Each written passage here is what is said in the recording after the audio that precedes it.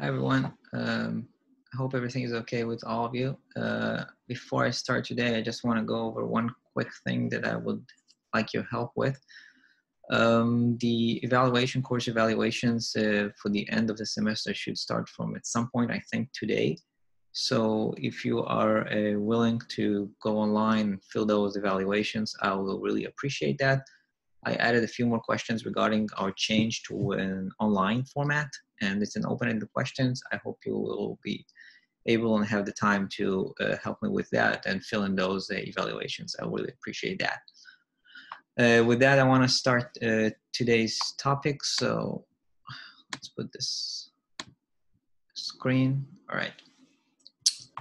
So today we'll move to our second category of what it was called term on the syllabus as the new types of terrorism. Today we'll talk about what's called CBRN terrorism. We'll get to that in a few minutes. I want to start with a quick review. So on Wednesday, we covered the first type of these new methods of terrorism called under the qualification of cyber terrorism. I talked about the definition, how hard it is to actually find a very concise definition. It has to be a very wide definition to include a lot of cases. The main vulnerabilities when we talk about cyber terrorism, especially the attempt by any perpetrator to initiate those attacks against a critical infrastructure, power plants, any kind of those kinds of facilities. The reasons why cyber terrorism is appealing in terms of low cost, the ability to remain anonymous, to coordinate attacks from distance. And we also talked about the two theoretical mechanisms that explain why would terror groups decide to adopt this kind of method, mostly the substitution, which we've talked a lot about early in the semester, and also the diversification of their different tools. Then the reasons that cyber terrorism is not that common, mostly expertise, and the effect that we're not as grandiose and immediate as conventional terrorism. The way that's the state of affairs in terms of cyber attacks by terror groups today, the vast majority of attacks are actually not by terror groups. They're either indirect and have no loss of life, or attacks are mostly by nation states. And then I went a little bit deeper into theoretical aspects of cyber terrorism, talking about credit claiming, attribution. Why do terror groups are less likely to remain anonymous and would prefer to take credit for their attacks from different standpoints? We talked about the strategic and organizational standpoint, just a couple of examples. And then the public view regarding terrorism, the fact that the public can recognize that cyber terrorism is a threat, it is possible, but especially when it might have personal ramification, but it's not enough, and it's not enough mostly because we don't have a lot of evidence for those attacks to garner any kind of change in individual behavior, and as a result also in support for different kind of policy measures. If you have any questions, as always, you're more than welcome to send them to me. So our topic today is what's called CBRN. CBRN is the acronym for chemical, biological, radiological, and nuclear weapons used by terror groups. And as always, we'll start with some definition. So a nuclear weapon in this case is an explosive device that derives its destructive power from a nuclear reaction. So it's the use of nuclear energy in order to generate a much larger extent of an explosion. Just as an example, so a 1,200 pounds thermonuclear device is actually more powerful based on this energy than 1.2 million tons of regular TNT explosion, just as an example for a comparison case. There are different types of nuclear weapons. There is radiological weapons. There is what's called gun-type fission weapons. There's different types that can be used in this category. Then we have chemical weapons that are weapons that use chemicals in order to cause harm. Can be more harming chemicals such as nerve gas, blister agents, but even pepper spray is viewed on some places as some kind of a chemical weapon. The third type in this case is the biological weapon. This is a weapon that uses biological toxin or infectious agents such as bacteria and different viruses, which is unfortunately for us very relevant to our global situation today, but this is another type of a weapon. Biological weapons can be either lethal or non-lethal, and it can be focused on individuals as a target, or even an entire population as the target that the perpetrator is trying to attack. So that's starting a little bit with definitions. Some historical cases that we are familiar with related to those kinds of weapons and terrorism. So the most famous one is the anthrax scare here in the United States right after 9/11.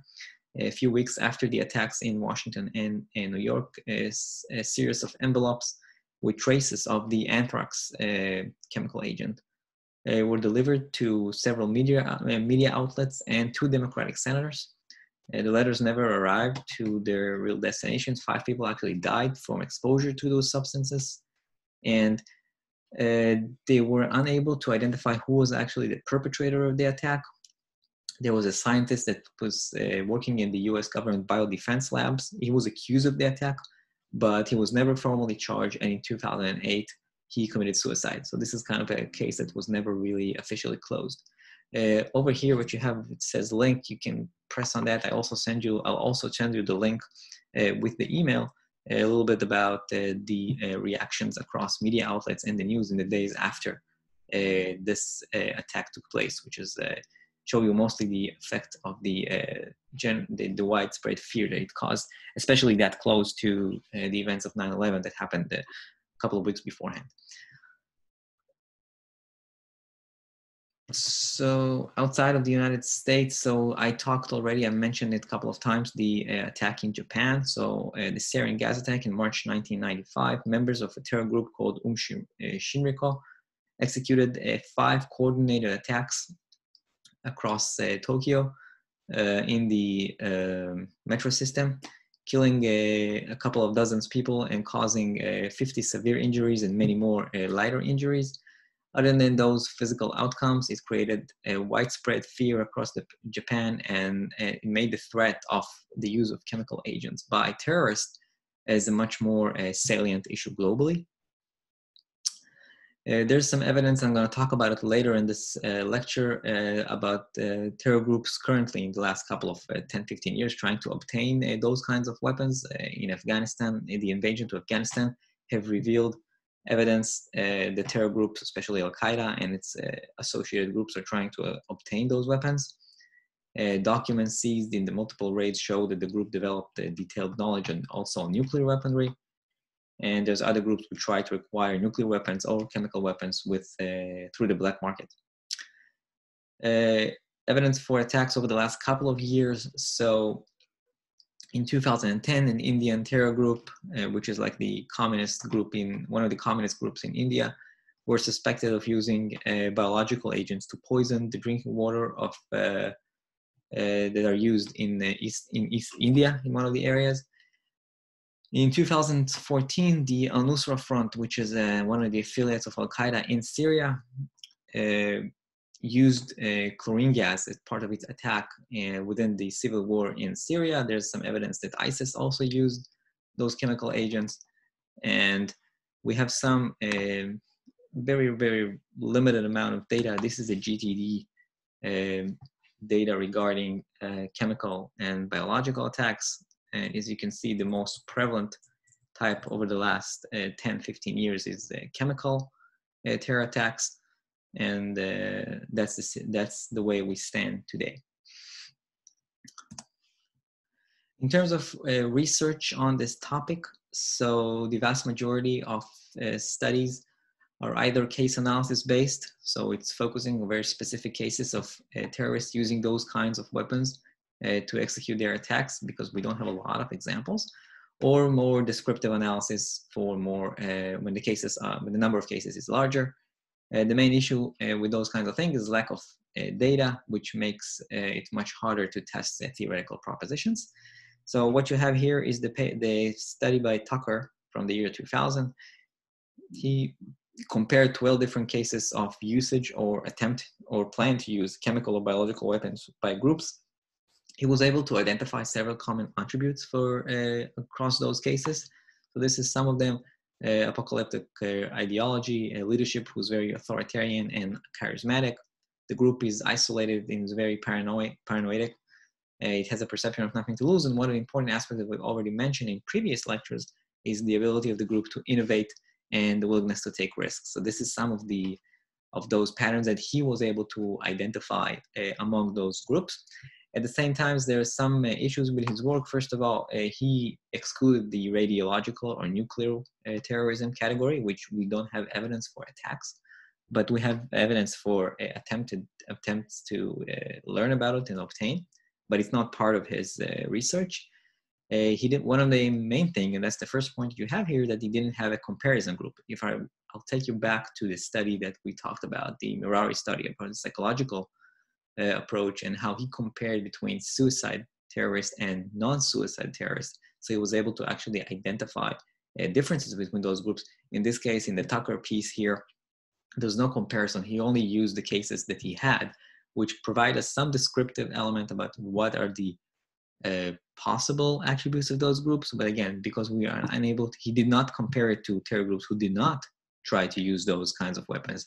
It's very hard to draw any clear conclusions.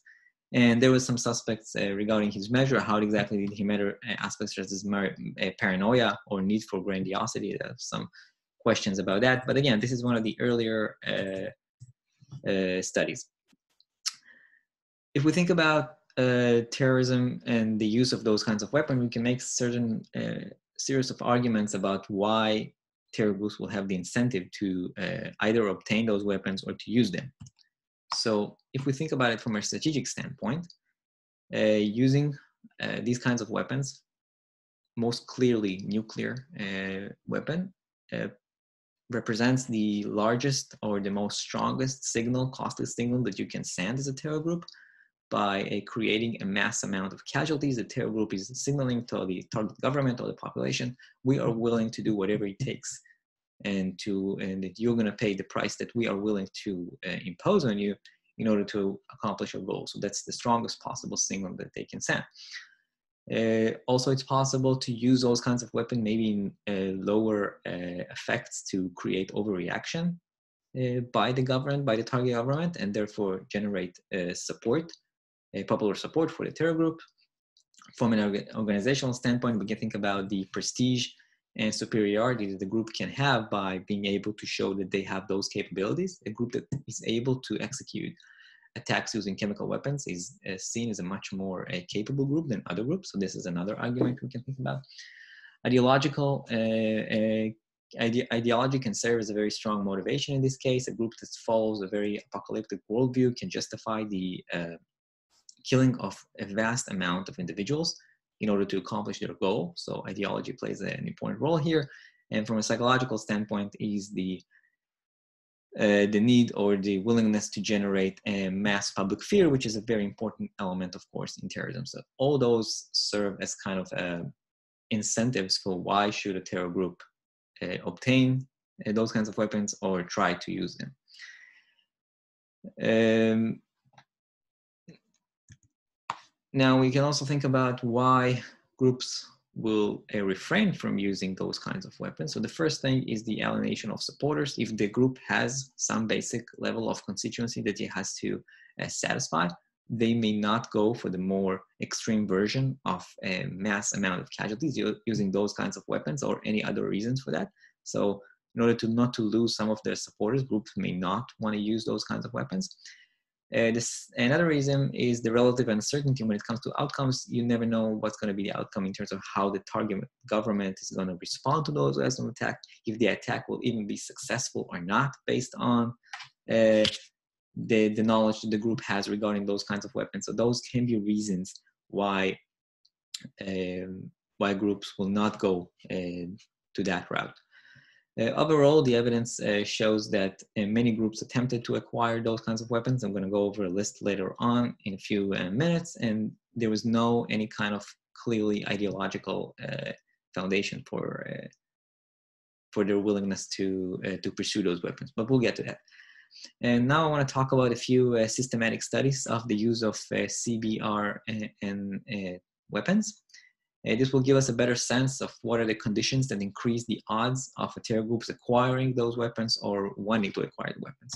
So this is the paper that you had for today's lecture, the paper by Assal et al. They examined the structural and organizational factors that impact the choice or the decision to pursue those kinds of weapons. They focusing on what are the conditions that lead to this decision, and they care much less about what type of weapon was acquired. I mean, whether it was nuclear weapons or chemical weapons, or the conditions that motivated the use of this weapon. They care most about the initial decisions. Do we even want to pursue those kinds of things? All right, so the motivation also they had was based on the fact that there's a little bit more data availability, and they wanted to identify those systematic factors in multiple levels of analysis. And there are 3 classes of factors that you can see here. So they looked at structural, contextual factors, organizational factors, and then more intrinsic elements in ideological and psychological factors. The way that I'm gonna do that, I'm gonna go over most of the factors in the way that they talk about them in the paper, and explain the logic behind why would these factors generate these outcomes of groups wanting to pursue those weapons or not, and then we'll talk about what their real findings are. So beginning with the environmental factors, structural factors. So the first thing they talk about is state sponsorship. Pursuit of those kinds of weapons is more likely when a terror group receives an extensive amount of support, whether it is financial support, logistical support, or weaponry from any kind of state sponsor. There can be 2 reasons to think about why. First, having more resources, because a group is able to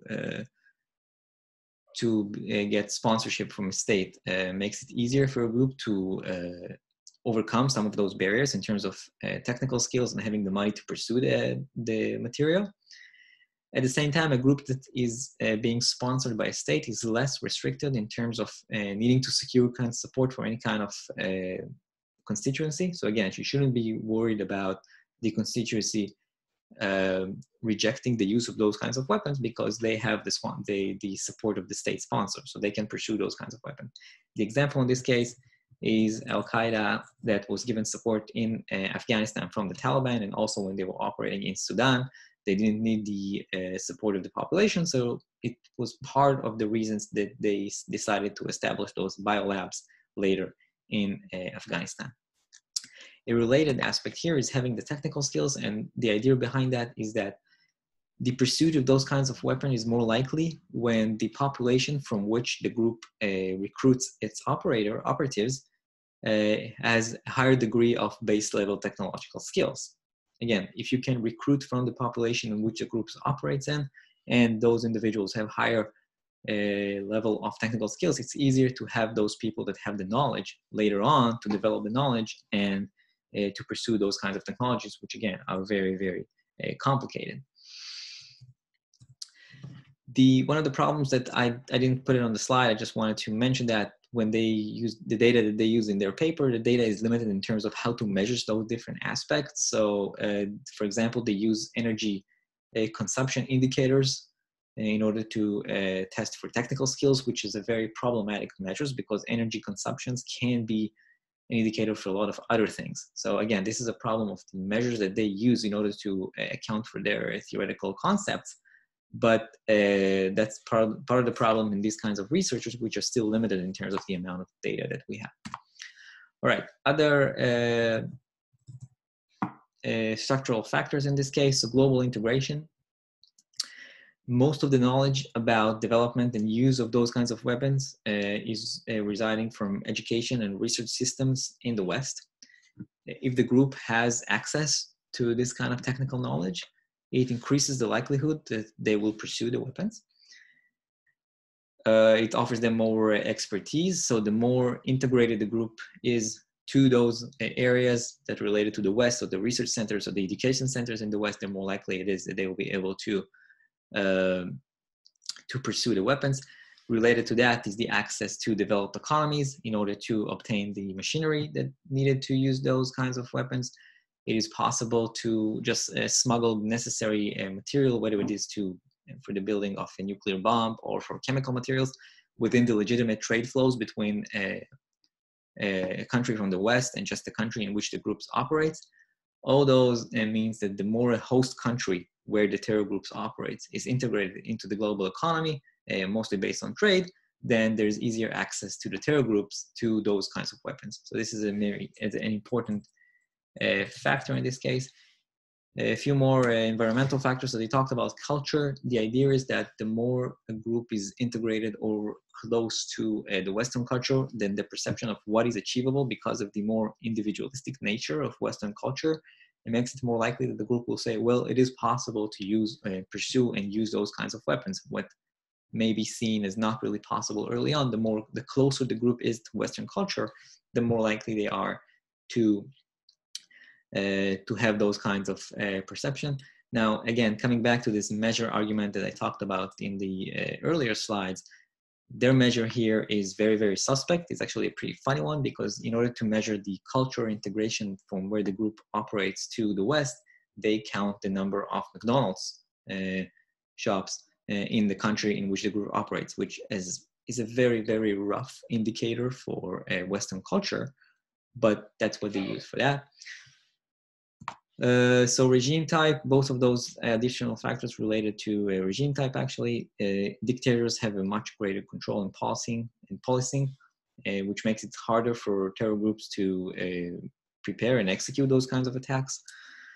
In terms of civil unrest, so those kinds of conditions, especially in non-democracies, have contradictory effects. And in the aggregate, what you'll find is that the higher the degree of civil unrest, the likelihood of the acquisition of those kinds of weapons is lower. And the main reason is that once civil unrest and there's a lot of domestic instability in a country, especially in a non-democratic country, then most of the experts will just flee the country, which means for the terror group in that context, it means the loss of knowledge. The trade flows are lower because of those conditions, and the investments are lower, and the cultural integration is much weaker. So all those conditions, additional conditions, are getting weaker because of those civil disruptions and the lack of internal stability, which makes it much harder for the terror group, which operates under these conditions, to acquire those weapons. All right, so we'll move to the next category in this case, which is some organizational factors. So size, groups that wants to obtain those kinds of weapons and use them, and needs to invest a substantial amount of resources in the acquisition, in the production, and the testing of the weapons. It is much more likely that larger groups will be able to do that. It's not just money, it's also having the logistical foundation to run such operations. An additional factor here is age. So overall, there are also competing expectations regarding the age group. So older groups are, on the one hand, more resilient to counterterrorism. They have an established basis of support and larger pools of logistical support and funds, which are an important part for this R&D phase of preparation, when you're just developing the weapons, developing the capabilities. At the same time, I mean, the implications of this argument is that older groups are more likely to pursue those kinds of weapons. But at the same time, age also has a detrimental effect, because older groups tend to be more institutionalized, and they're less open to new and risky tactics, such as switching from conventional weapons to non-conventional weapons in this case. The leaders of those groups are sometimes wished to be seen as the representative statesmen of the populations of those groups, and they're less likely to seek ways that might harm the legitimacy that they may have. So this is the negative effect of age on this kind of argument. The bottom line is that what they argue is that it's more likely that groups who are like the middle-aged groups are more likely to pursue those weapons. They have established enough of their capabilities in order to pursue the weapons, but they're not old enough to be institutionalized yet. So that's what they find, kind of a middle ground prediction. Experience is related, the use of those kinds of weapons, of those kinds of sophisticated weapons, required having experience in a group that employs violence for political purposes. Even easier attacks, such as conventional attacks using explosive, requires some basic skill and knowledge of planning and coordination. So when groups want to move up you want to call it, move up the ladders of complexity in terms of the types of attacks they're implementing, it requires some experience. They need to have experience in the use of violence in order to do that. So what factors will drive experienced group toward the use of those kinds of weapons, and how does this experience matter? That's the question in this case. So we can think about when a group reaches a level of frustration with ineffectiveness of conventional tools to achieve their goals. They may say, if we did anything possible using conventional tools to accomplish our goals, we were unsuccessful, maybe we need to take it up a notch and use non-conventional weapons. Groups who have experience in that also would like to convince sponsors to support this acquisition, but that requires them to have already a track record. So we should have already a track record that we are good enough, we've been able to execute a large number of attacks thus far, and we want to get support of a sponsor group in order to acquire those kinds of weapons. So this is another important factor. Networks and alliances, in order to acquire those skills and technical tools, networks are an invaluable source in this case. They need to, in order to overcome those barriers. So this is a pretty straightforward factor in this case. A group which has network, which has those knowledge and those technical skills, makes it much easier for the group to pursue the weapon. So it's more likely to make a decision to go that route. Territorial control is a critical factor, because if a group has a safe haven to develop the skills and the capabilities, it's more likely to actually pursue that. An example, there's many black holes, it's called, which are areas the state scrutiny and control is very, very limited, and it offers a great hiding place for terror groups. And the Afghan region and the mountain region in Afghanistan is a great example for that. Finally, in more the intrinsic level factors, so when we think about ideological and psychological factors together, the main factor here is religion. The basic logic is that a religious ideology increase the appeal of those kinds of weapons. Why? Because first of all, the audience is not it's not a human audience; it's a supernatural audience. It means there is less constraints in terms of what kind of attacks I can use in order to satisfy this this audience for the attack.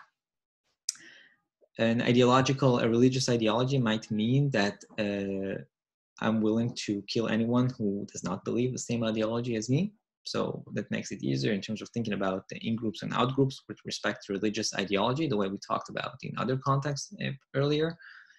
And some can argue that a religious ideology may mean that there's a lot of parallels with some aspects of the religious ideology with actions that are divine-related actions that result in mass killing, such as plague or divine punishment, which involve, again, a lot of mass casualties. So there's a lot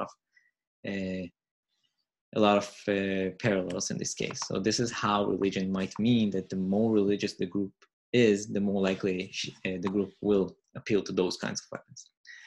So this is before we go. So this is before going to the results. So this is the list from their study about the groups that engaged with those kinds of weapons. As you can see, there's some groups here that we're familiar with, some groups which may be less familiar with. Al Qaeda, of course, Hamas and Hezbollah, Palestinian Islamic Jihad, some of the groups in the IRA that pursue those kinds of weapons. So overall, it's not an insignificant amount of groups that looked for the possibility of obtaining those kinds of weapons. In terms of the results, so those are the factors out of this big list of factors that I talked about. This is the factors that they found associated with the pursuit of weapons. So greater economic integration, increased the propensity, large organizations such as we talked about. They did not find that experienced groups are more likely. They did find that inexperienced groups are less likely to pursue those weapons, and the important effect of alliance integration. If you have groups in your alliance which have this knowledge and technical skills, the group is more likely to pursue it itself. There's also a couple of non-effects that they were able to find that are important. So first of all, it's sponsorship. So sponsorship does not seem to have an effect on groups pursuing CBRN tools. It suggests that some sponsors are not likely to offer those kinds of tools, and it lends support for the argument that this is a very risky and destabilizing option also for the state sponsor, not just for the group that pursues this weapon. The surprising result is the religion and the fact that there's no significant effect, because our expectation was this kind of ideology is more likely to increase the probability of those groups pursuing the weapons. However, it may suggest that on the one hand, it could be that other factors are just much more powerful. Alliances in this example is a very powerful factor, and that can mask some of the effect of a religious factor.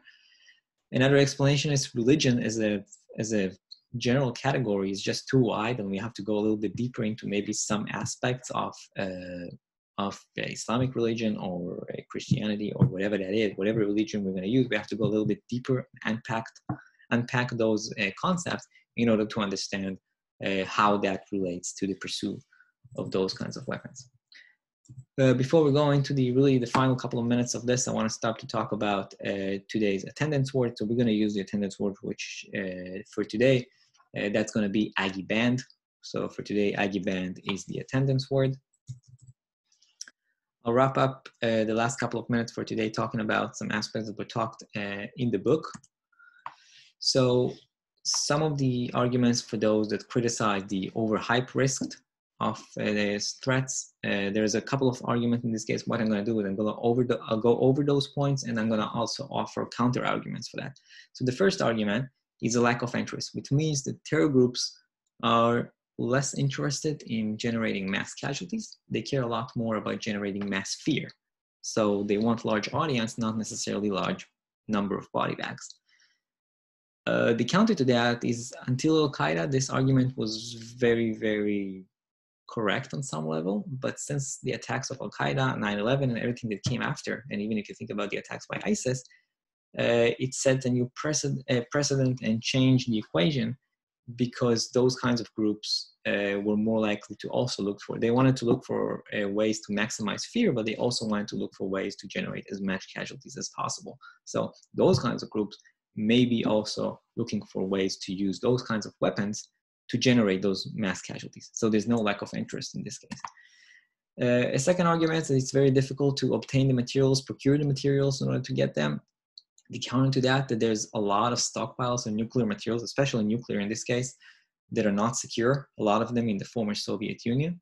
There are multiple cases of illegal trafficking.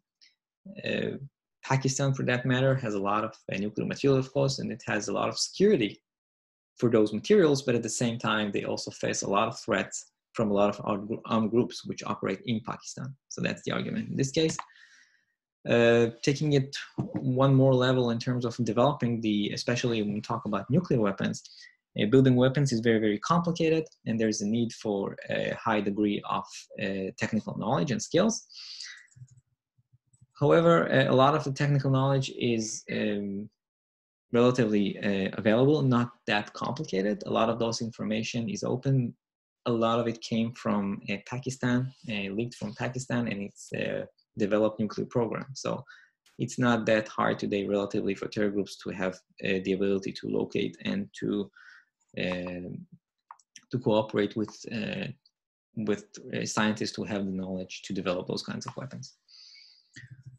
Finally, the last point in this case is that groups can acquire those weapons from their state sponsors who have some hostile intentions.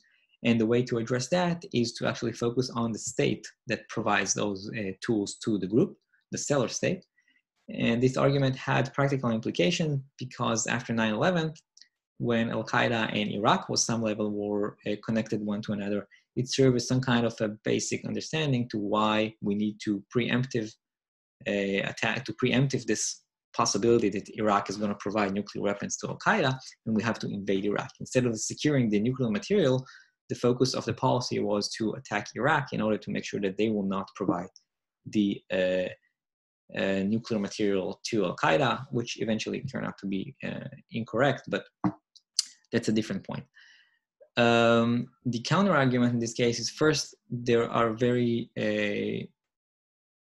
low number of incentives for the seller group, for the seller state. I'm sorry, if a state has those kinds of skills or capabilities, it doesn't have a lot of incentives to actually provide it to terror groups, mostly because of the expected retaliation by the target eventually.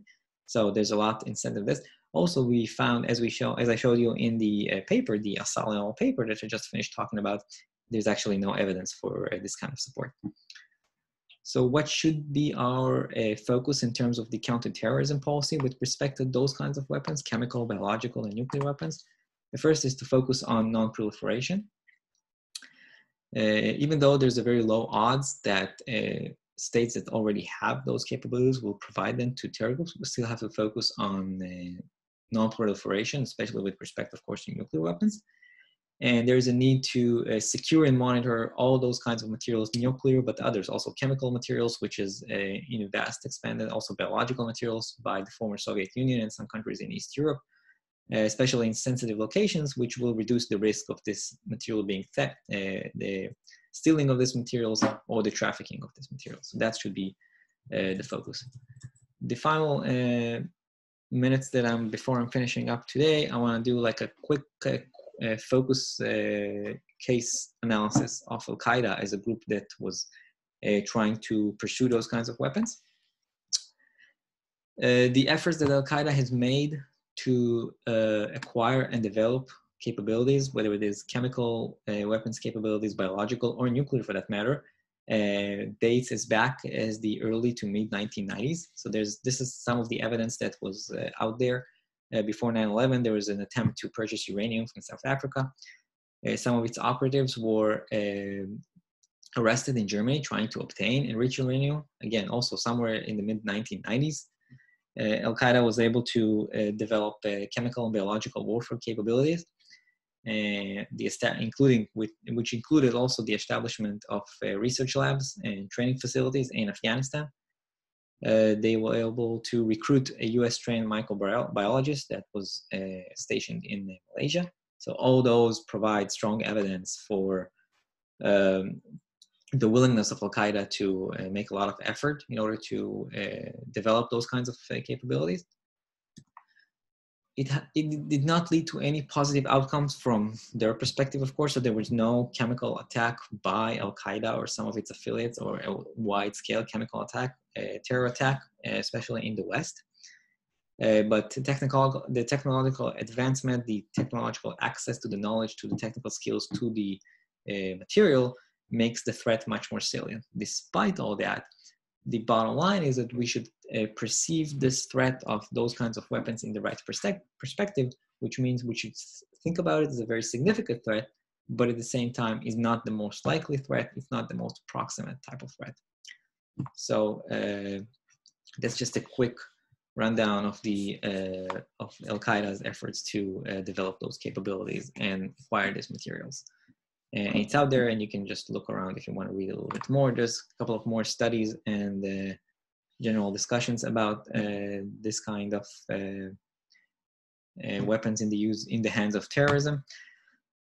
On Monday's lecture, I'm going to complete the discussion about the new types of terrorism, talking about lone wolf terrorists. And I'll remind you one more time before I sign off for today to go to the evaluations website if you have the time, and please, if possible, submit your evaluations for this semester. Thank you, and have a quiet weekend.